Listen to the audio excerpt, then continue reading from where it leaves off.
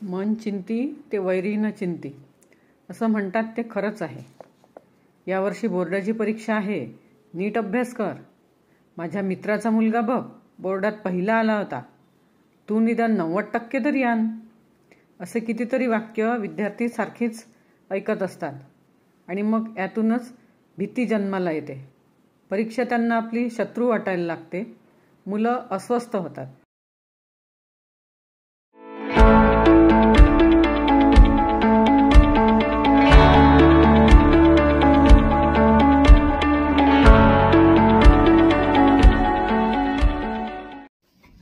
नमस्कार, मी doctor Archana, homeopathic consultant.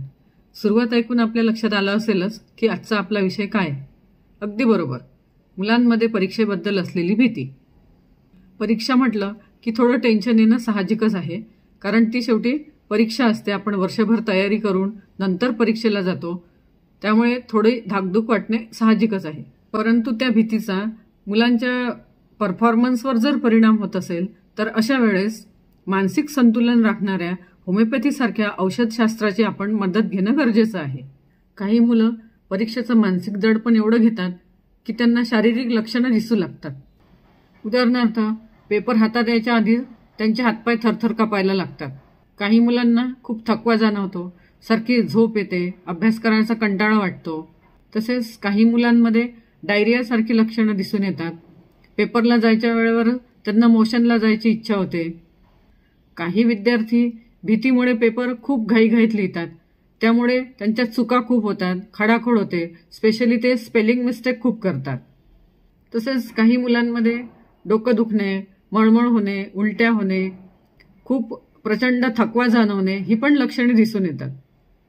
पण हे आपण सगळं टाळू शकतो। यावर उपाय एकच, होमिओपॅथी।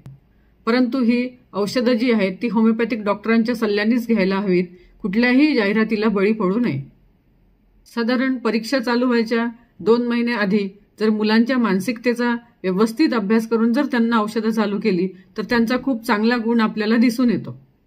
मुलांमधला कमी झालेला कॉन्फिडन्स आपण परत आणू शकतो आणि आता कॉन्फिडन्स आहे म्हटल्यानंतर भीतीचा प्रश्नच नाही, त्यामुळे मुलं परीक्षेमध्ये व्यवस्थित परफॉर्म करू शकतात।